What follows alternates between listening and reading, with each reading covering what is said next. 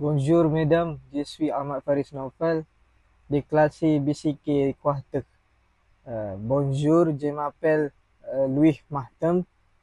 Aujourd'hui, je vais parler de ce que j'aime, de ce que je n'aime pas. Pendant mon temps libre, je dois écouter de la musique que jouer au football. J'aime aussi regarder des séries françaises liées des romans.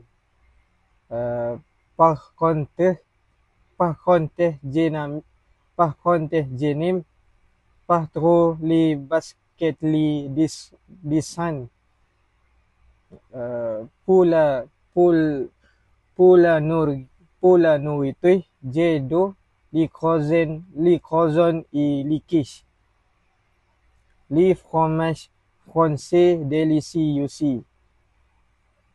Je n'aime pas du tout les plats trop sucrés. Comme dessert, je préfère la tarte fraîche. Et pour boire, je dois le chocolat chaud. Merci. Salam alaikum.